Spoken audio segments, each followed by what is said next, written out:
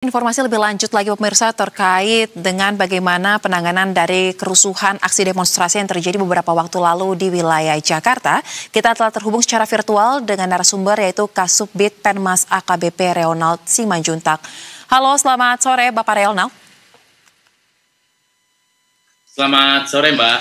Baik, Pak Reonald mungkin boleh pertama-tama diupdate terlebih dahulu. Apakah ada perkembangan jumlah tersangka dari 43 per sore ini masih sama atau sudah berkembang kah? Sampai dengan saat ini yang bisa kami sampaikan masih sama Mbak. Tapi nanti ke depannya mungkin ada hasil pengembangan dari penyidik tentang penambahan jumlah para pelaku yang akan terus disampaikan nanti secara terang benderang dan transparan pada masyarakat sekalian. Baik, karena memang kasusnya masih ditangani terus ya.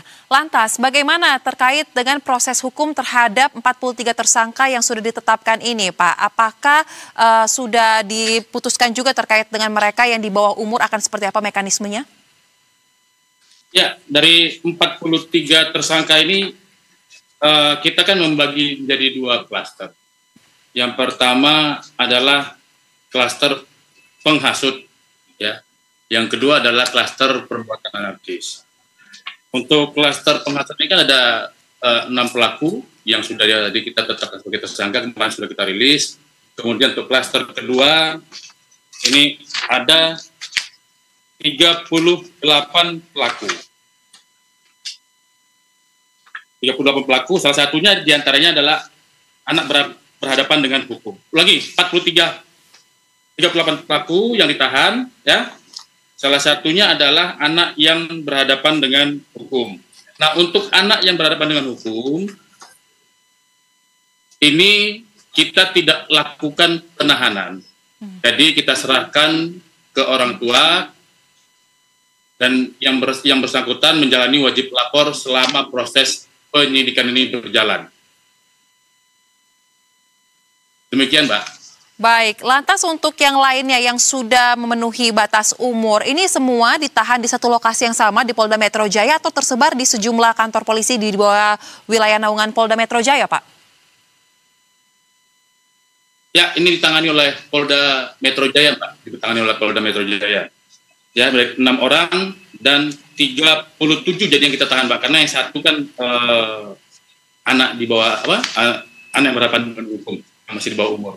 Baik, untuk klaster pertama dan kedua tersebut, kira-kira boleh disampaikan juga barang bukti apa yang sudah didapatkan oleh tim kepolisian untuk menaikkan status mereka menjadi tersangka sampai dengan saat ini? Ya, untuk barang bukti yang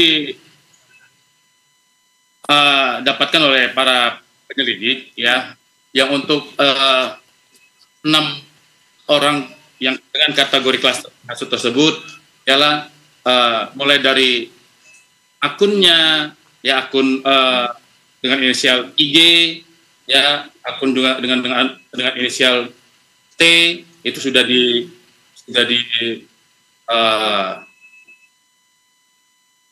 dapatkan oleh penyidik. Kemudian kita juga sudah mengambil beberapa keterangan. Kemudian kalau untuk yang anarkis, ya kemarin sudah kita tunjukkan di pada saat rilis, ya, mulai dari stick golf, batu, kemudian ada petasan, ya, terus ada senjata tajam yang digunakan oleh para pelaku untuk menyerang petugas, dan banyak barang bukti lainnya yang mohon maaf nggak bisa kami sebutkan satu-satu karena jumlahnya banyak yang sudah diamankan oleh petugas yang sudah dapat oleh penyidik. Baik, berarti ada banyak sekali barang bukti baik itu yang bersifat dari digital ataupun yang barang bukti secara fisik ya. Kemudian Pak Reonald, sesuai dengan arahan Presiden Prabowo Subianto dan juga pernyataan dari Kapolri Listio Sigit Prabowo ya, bagaimana dengan penyelidikan terkait dengan aktor intelektual? Terkait dengan hal ini, apakah Polda Metro Jaya sudah mulai mengerjakannya dan sudah ada benang merah, mungkin titik terang yang diketahui? Ya, tadi kan pada saat pertama kita mulai program ini tadi sudah kami sampaikan bahwa saat ini masih 43 pelaku, tapi nanti beberapa hari ke depan nanti akan kita rilis lagi penambahan jumlah tersangka atau pelaku, ya, karena memang perkara ini atau permasalahan ini sudah sesuai perintah dari Bapak Presiden, Bapak Kapolri, ya, Bapak Kapolda Metro Jaya juga untuk menyidik tuntas hingga mastermind-nya, ya, hingga mastermind-nya. Ini harus didapatkan dan nanti akan kita secara transparan kita tunjukkan kepada masyarakat proses penyidikannya, ya. Mohon doanya ini terus berjalan, ya, ini terus berjalan proses ini, ya. Mudah-mudahan beberapa hari ke depan bisa kita sampaikan penambahan-penambahan pelaku-pelaku yang sudah bisa dibuktikan oleh penyidik, karena penyidik kan harus mengantongi 2 alat bukti, kemudian butuh beberapa keterangan-keterangan untuk membuktikan bahwa inilah pelakunya, inilah barang buktinya, inilah perbuatan yang sudah dilakukan, dan pasal inilah yang dipersangkakan pada yang bersangkutan. Baik, dirangkai dengan lengkap ya terkait dengan kasus ini, penambahan jumlah tersangka yang akan disampaikan beberapa waktu ke depan.